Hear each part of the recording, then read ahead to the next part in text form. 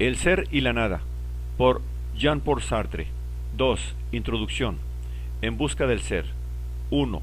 La idea de fenómeno. El pensamiento moderno ha realizado un progreso considerable al reducir lo existente a la serie de las apariciones que lo manifiestan. Se apuntaba con ello a suprimir cierto número de dualismos que causaban embarazo a la filosofía y a reemplazarlos por el monismo del fenómeno. ¿Se ha logrado hacerlo? Cierto es que se ha eliminado, en primer lugar, ese dualismo que opone en lo existente lo interior a lo exterior. Ya no hay un exterior de lo existente, si se entiende por ello una piel superficial que disimularía a la mirada la verdadera naturaleza del objeto. Y esta verdadera naturaleza, a su vez, si ha de ser la realidad secreta de la cosa, que puede ser presentida o supuesta pero jamás alcanzada porque es interior al objeto considerado, tampoco existe.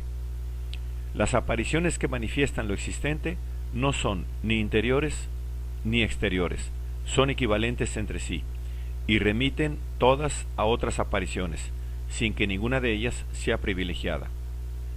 La fuerza, por ejemplo, no es un conato metafísico y de especie desconocida que se enmascararía tras sus efectos, aceleraciones, desviaciones, etc. No es sino el conjunto de estos efectos. Análogamente, la corriente eléctrica no tiene un reverso secreto. No es sino el conjunto de las acciones físico-químicas, eléctricas, incandescencia de un filamento de carbono, desplazamiento de la aguja del galvanómetro, etc., que la manifiestan. Ninguna de estas acciones basta para revelarla, pero tampoco apunta hacia algo que esté de más de ella, sino que apunta hacia sí misma y hacia la serie total. Se sigue de ello, evidentemente, que el dualismo del ser y el aparecer tampoco pueden encontrar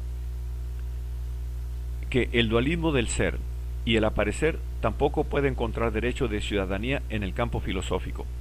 La apariencia remite a la serie total de las apariencias y no a una realidad oculta que habría drenado para sí todo el ser de lo existente. Y la apariencia, por su parte, no es una manifestación inconsistente de ese ser.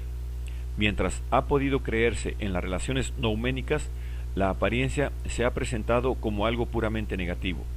Era lo que no es el ser. No tenía otro ser que el de la ilusión y el error. Pero este mismo ser era un ser prestado, consistía en una falsa apariencia, y la máxima dificultad que podía encontrarse era la de mantener con suficiente cohesión y existencia a la apariencia, para que no se reabsorbiera por sí misma en el seno del no fenoménico. Pero, si nos hemos desprendido de una vez de lo que Nietzsche llamaba la ilusión de los trasmundos, y si ya no creemos en el ser por detrás de la aparición, ésta se torna, al contrario, plena de positividad, y su esencia es un parecer que no se opone ya al ser, sino que, al contrario, es su medida. Pues el ser de un existente es precisamente lo que parece. Así llegamos a la idea de fenómeno, tal como puede encontrarse, por ejemplo, en la fenomenología de Husserl o de Heidegger. El fenómeno o lo relativo absoluto. Relativo sigue siendo el fenómeno, pues el aparecer supone, por esencia, alguien a quien aparecer. Pero no tiene la doble relatividad de la apariencia kantiana. El fenómeno no indica, como apuntando por sobre su hombro, un ser verdadero que tendría, el sí, carácter de absoluto. Lo que el fenómeno es, lo es absolutamente, pues se devela como es. El fenómeno puede ser estudiado y descrito en tanto que tal, pues es totalmente indicativo de sí mismo. Al mismo tiempo, cae la dualidad de la potencia y el acto. Todo está en acto. Tras el acto no hay ni potencia, ni exis, ni virtud. Nos negaremos, por ejemplo, a entender por genio en el sentido en que se dice de Proust que tenía genio o que era un genio, una potencia singular de producir ciertas obras, potencia que no se agotaría precisamente en la producción de las mismas. El genio de Proust no es ni la obra considerada aisladamente, ni el poder subjetivo de producirla. es la obra considerada como el conjunto de las manifestaciones de la persona. Por eso, en fin, podemos rechazar igualmente el dualismo de la apariencia y la esencia. La apariencia no oculta la esencia, sino que la revela, es la esencia. La esencia de un existente no es ya una virtud enraizada en la profundidad de ese existente, es la ley manifiesta que preside a la sucesión de sus apariciones, es la razón de la serie. Al nominalismo de Poincaré, que definía una realidad física, la corriente eléctrica, por ejemplo, como la suma de sus diversas manifestaciones, Duhem oponía con razón su propia teoría, según la cual el concepto es la unidad sintética de esas manifestaciones. Y, por cierto, la fenomenología nada es menos que un nominalismo.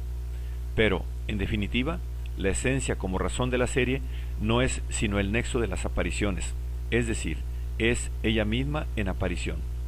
Esto explica que pueda haber una intuición de las esencias. Así, el ser fenoménico se manifiesta su esencia tanto como su existencia, y no es sino la serie bien conexa de sus manifestaciones. ¿Quiere ello decir que, al reducir lo existente a sus manifestaciones, hemos logrado suprimir todos los dualismos? Más bien parece que los hayamos convertido todos en un dualismo nuevo, el de lo infinito y lo finito. En efecto, lo existente no puede reducirse a una serie finita de manifestaciones, puesto que cada una de ellas es una relación a un sujeto en perpetuo cambio. Así, si un objeto se revelara a través de una sola sombra, el solo hecho de ser sujeto implica la posibilidad de multiplicar los puntos de vista sobre esa sombra. Esto basta para multiplicar al infinito la sombra considerada. Además, si la serie de apariciones fuese finita, ello significaría que las primeras que aparecieron no tienen posibilidad de reaparecer, lo que es absurdo, o bien que pueden darse todas a la vez, lo que es más absurdo todavía. En efecto, bien comprendemos que nuestra teoría del fenómeno ha reemplazado la realidad de la cosa por la objetividad del fenómeno, y que ha fundado esta objetividad sobre un recurso al infinito. La realidad de esta taza consiste en que está ahí y en que ella no es yo. Traduciremos esto diciendo que la serie de sus apariciones está vinculada por una razón que no depende de mi gusto y gana. Pero la aparición, reducida a sí misma y sin recurrir a la serie de que forma parte, no sería más que una plenitud intuitiva y subjetiva, la manera en que el sujeto es afectado. Si el fenómeno ha de revelarse trascendente, es necesario que el sujeto mismo trascienda la aparición hacia la serie total de la cual ella es un miembro.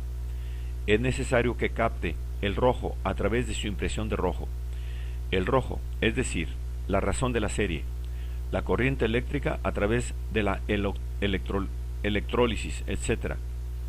Pero, si la trascendencia del objeto se funda sobre la necesidad que tiene la aparición de hacerse trascender siempre, resulta que un objeto pone por principio como infinita la serie de sus apariciones. Así, la aparición es finita, se indica a sí misma en su finitud, pero exige a la vez, para ser captada, como aparición de lo que aparece, ser trascendencia hacia el infinito. Esta oposición nueva, la de lo infinito y lo finito, o mejor, de lo infinito en lo finito, reemplaza el dualismo del ser y el aparecer. Lo que aparece, en efecto, es sólo un aspecto del objeto, y el objeto está íntegramente en ese aspecto e íntegramente fuera de él. Íntegramente dentro, en cuanto se manifiesta en ese aspecto. Se indica a sí mismo como la estructura de la aparición. Es a la vez la razón de la serie. Íntegramente fuera, pues la serie misma no aparecerá jamás ni puede aparecer. Así, el afuera se opone nuevamente al adentro, y el ser que no aparece a la aparición. Análogamente, una cierta potencia torna a habitar el fenómeno y le confiere su trascendencia misma, la potencia de ser desarrollado en una serie de apariciones reales o posibles. El genio de Proust, aún reducido a las obras producidas, no por eso deja de equivaler a la infinitud de los puntos de vista posibles que pudieran adoptarse sobre esa obra, y esto se llamará la inagotabilidad de la obra proustiana. Pero tal inagotabilidad, que implica una trascendencia y un recurso al infinito, ¿no es acaso una exis en el momento mismo en que la capta en el objeto? Por último, la esencia está totalmente escindida del aspecto individual que la manifiesta, pues, por principio, la esencia es lo que debe poder ser manifestado en una serie de manifestaciones individuales. Al reemplazar así una diversidad de oposiciones por un dualismo único que las fundamenta, ¿hemos ganado o perdido? Pronto lo veremos.